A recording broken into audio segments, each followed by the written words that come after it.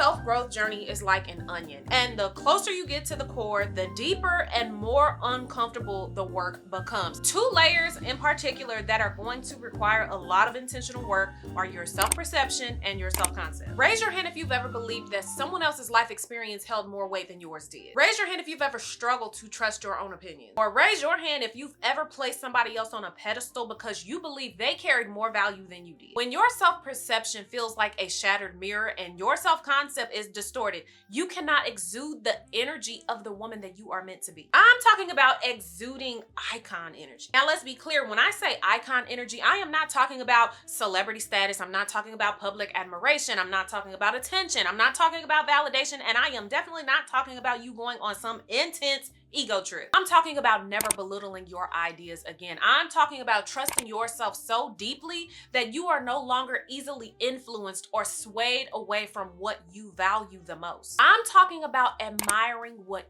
you bring to the table instead of constantly taking a back seat to everybody else. You've diminished and overlooked yourself for far too long, and it is time for you to recognize how truly powerful you are, how confident you could be, how many thoughtful, intelligent, creative ideas that you keep hidden in the shadows that actually need to come out. This is reclamation. Diminishing ourselves is a learned behavior, and it is something that we need to actively scrub away from our internal database, right? Like nobody wakes up and decides, I want to shrink today. I want to dim my light. I just want to be smaller than everybody else today. Like nobody is waking up and doing that. It is something that we learn. And here's the thing, most of us learn this by being placed in the same types of circumstances over and over again without the proper correction. So what do those circumstances look like?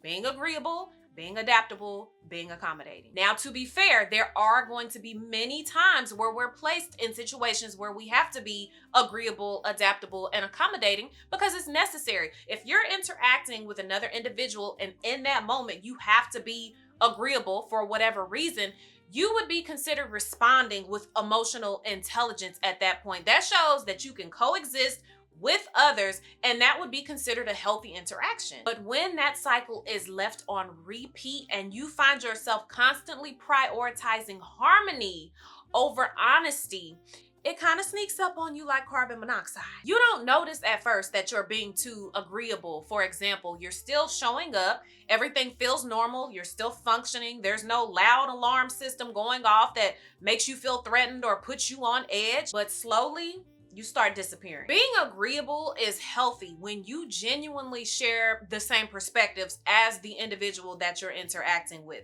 Being agreeable is not healthy though when you find yourself agreeing by conceding, when you are silencing your own thoughts just to keep the peace, when you find yourself choosing acceptance over honesty. As that pattern begins to repeat itself, it begins to teach us something extremely dangerous, right? It begins to tell us, well, our thoughts are optional.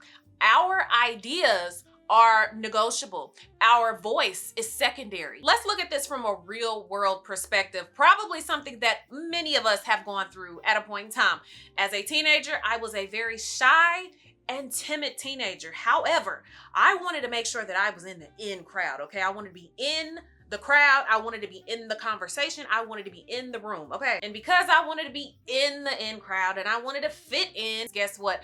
I became agreeable at every chance I got, okay? Just consider this silly putty, okay? You could stretch me, fold me, bend me, baby, whatever you wanted to do. I was agreeing because I wanted to fit in. Very agreeable, very adaptable, very accommodating. Comment down below if you can relate. It's okay. This is a judgment-free zone. We are not judging from stuff that happened 10, 15 plus years ago. But comment if you can relate, because honestly, this is where a lot of it starts for many of us. It starts in those adolescent years because there is an urgency on fitting in rather than an urgency being on standing out and wanting to be different. I moved to a different city my junior year of high school. Mind you, the school district that I transferred from, I was there from 2nd to 10th grade. That is nearly a decade of shared history. I have grown up with these people. We have memories together. We have inside jokes, all kind of things. There is familiarity.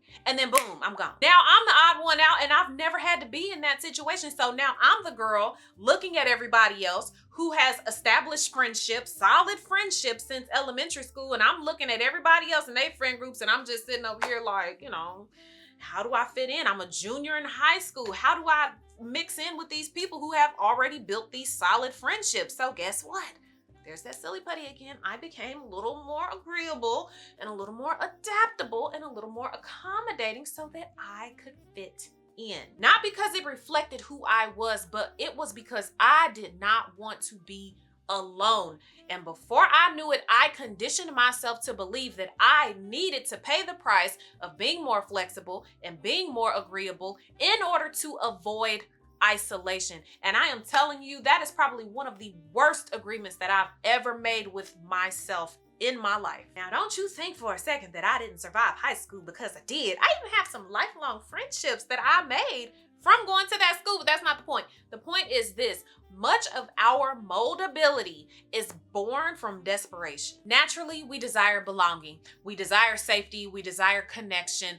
Back then, I was extremely moldable and flexible and accommodating and agreeable, all the things, because I felt like that was what I had to do to survive. But here's the shift. We're not surviving anymore, okay? We have a choice now. It's critical that we reestablish the line between agreeing out of emotional intelligence and not agreeing at the expense of our own thoughts and opinions. Respecting others does not require you to silence yourself. So we need to reclaim our stance, but what does that even look like? Reestablishing that line. That is you reclaiming your stance. Your stance is your power. It's firm, it's rooted, and the energy it exudes says, my perspective stands until justifiably proven otherwise. Let's be clear, this is not ego. Ego is rooted in self-importance. Ego needs to be validated. Ego needs to always be right. Reclaiming your stance, that is something totally different. You're not demanding people kiss your butt or suggesting that you can do no wrong. Instead, you're saying this: I respect and appreciate all input, but I am not bendable when I am firm on a matter. You're not hardening yourself, and you're not trying to dominate. You just simply stop caving inward to avoid discomfort, rejection, or conflict. This is where that icon energy truly lives. Icon energy is self-assurance. It's trust in yourself. It's the ability to walk in confidence without needing to perform it. It's original. It's innovative. It's understanding that you can admire your own capabilities because it's completely allowed. I mean, admiration at its core is literally just another way of saying I respect what I have to offer. Let's take a second. I want you to think of somebody that you've considered an icon. What was it about them that made you give them that title? And honestly, it usually isn't just about what they've accomplished. It is something specific about that person that really has drawn you to them. Personally, I haven't really looked at people from this lens or through this lens in a while, but for the purpose of the conversation, if I had to think of someone who possessed icon energy, I would definitely say Rihanna. Now, I'm not just saying that because of her music, and I'm not saying that because of the fact that she is one of the most influential beauty moguls of the last decade, and she clearly shows no signs of slowing down.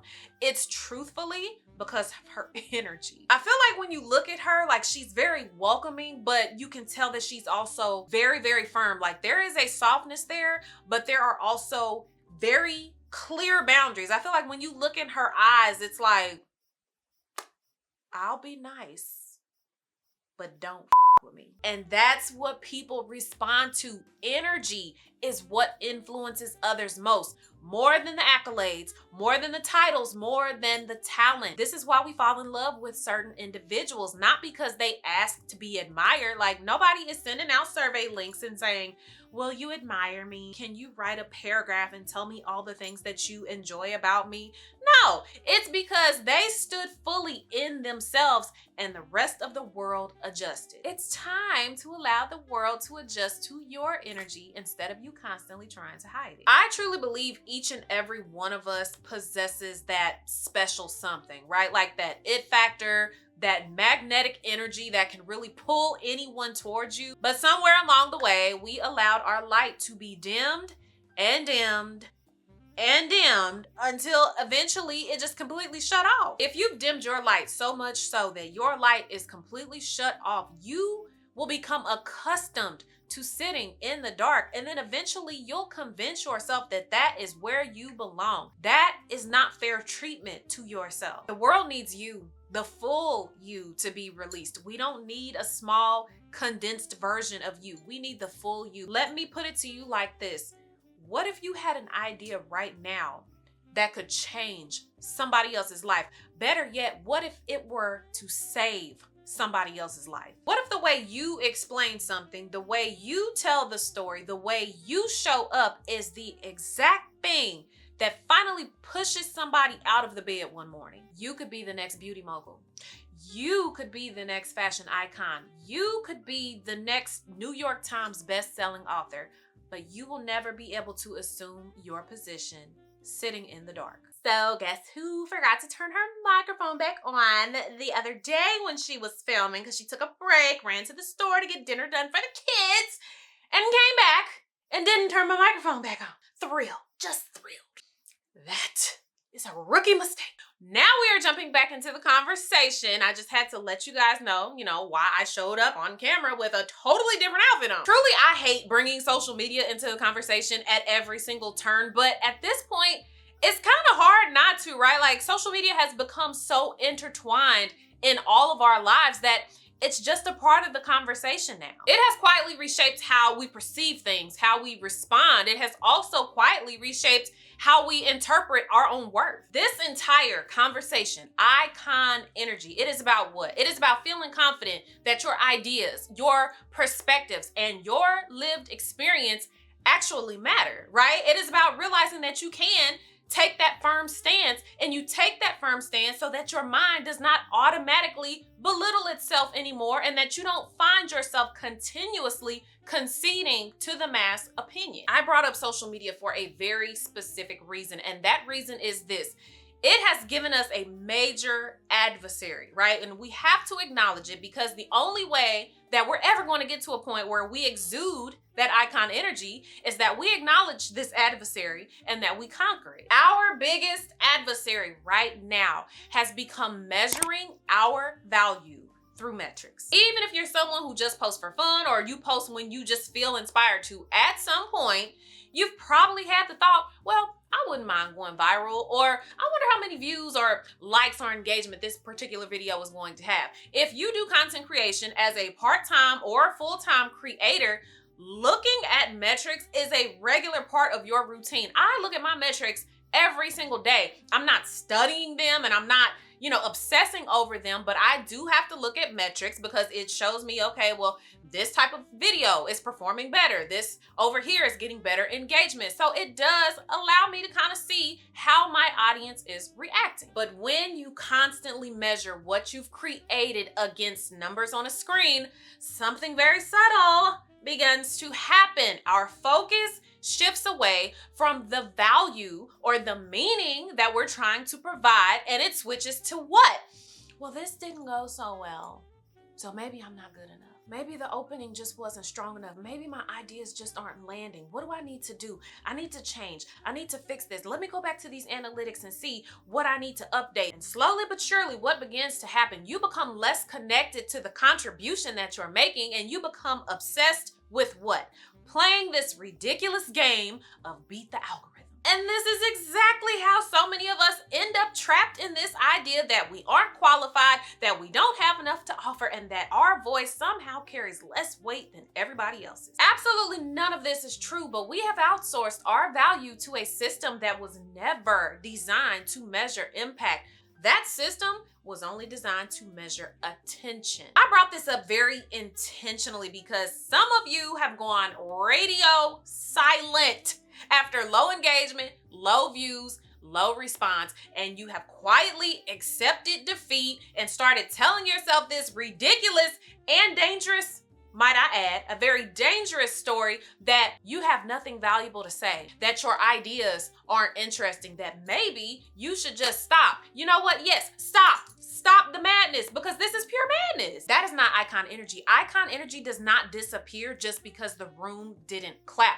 Icon energy does not shrink just because the spotlight didn't turn on immediately. Your daily mission, social media or not, until you fully reclaim your power, is to affirm yourself in private. I am going to need you to tell yourself every single day, I have something meaningful to share. Remind yourself that you have lived, you've learned, you've observed, and you've grown. And you do this even when the world does not pause long enough to notice. Because truthfully, your focus should not be on who decided to show up and listen. Your sole focus should always be on the fact that you believe in yourself, and that is it. That belief, that inner conviction is the difference between you and the woman that you look at and assume has it all figured out. Because here's the thing, she's not more gifted than you.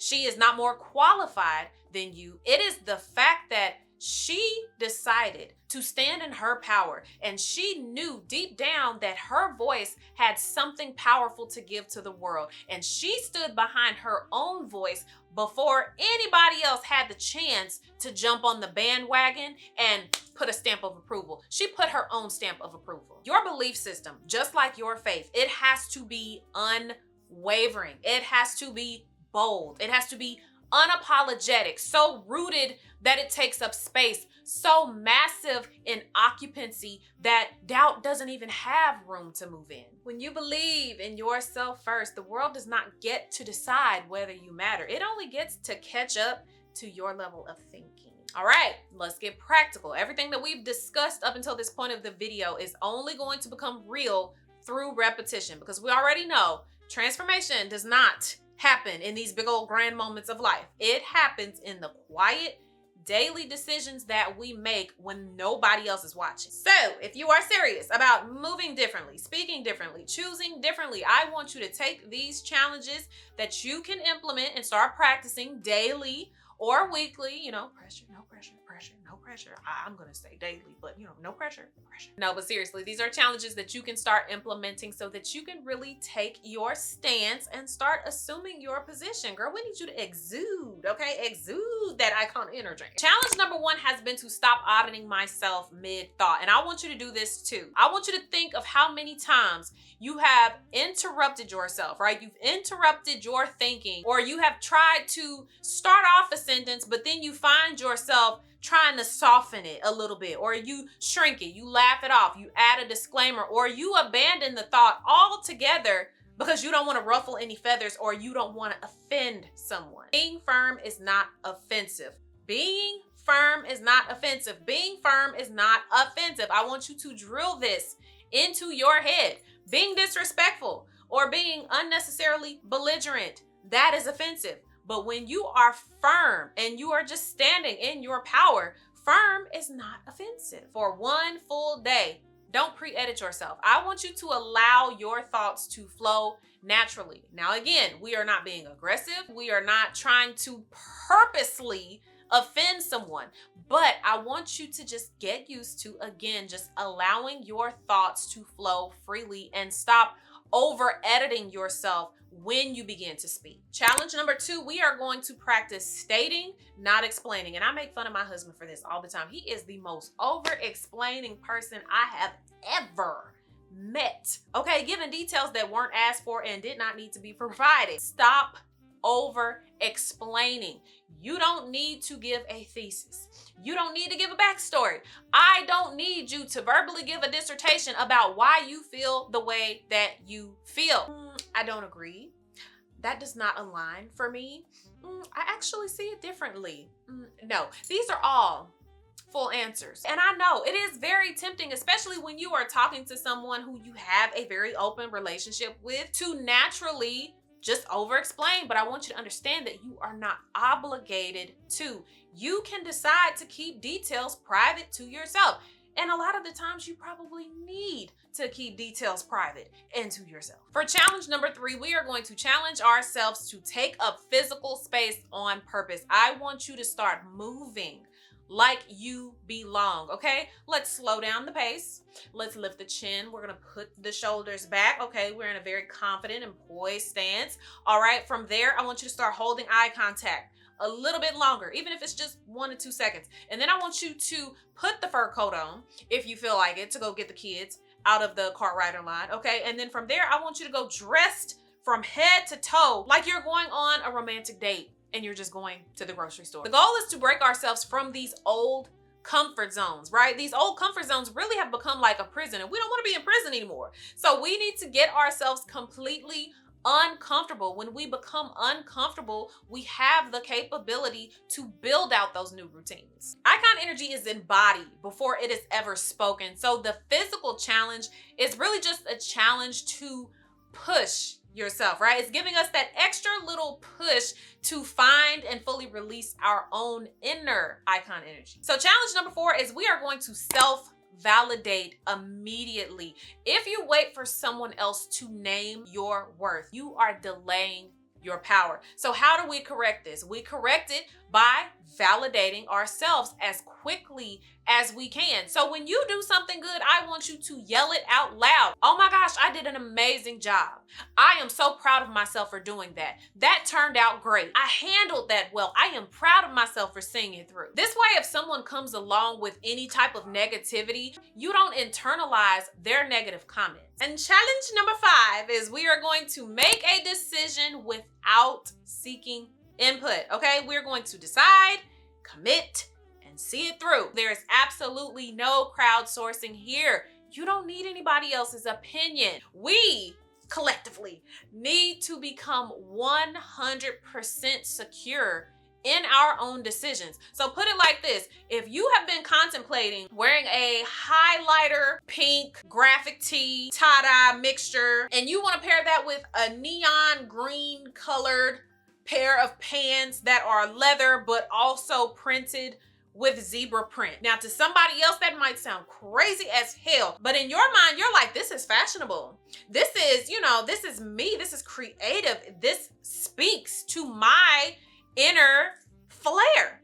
Then do it. This is where we lose our creativity. We start asking other people for their opinion, but they don't see life the way that you do, babe. And here's the thing: if you wear it and you don't like it, oh, the hell will. Move on. It's nothing to obsess over. It's nothing to get upset over. It just is what it is. You made a choice. Either you liked it or you didn't. Move on. Who cares what anybody else has to say about it? So decide, commit, and see it through. And even if you see it through and you don't like it, oh well. But don't give the opportunity to someone else to validate your choices. Just stick with it and commit and see it through. On that note, that is all that I have for you guys on today's video. Thank you so much for coming to hang out with me. I can get a little silly and I can get a little crazy, but I appreciate y'all coming to hang out with me. Truly, I do. And yeah, I want you to evoke that icon energy within yourself, okay? I want to see it. Yes. Anyway, that is all I have. Let me get off of here before I keep on acting like a nut, okay? Bye!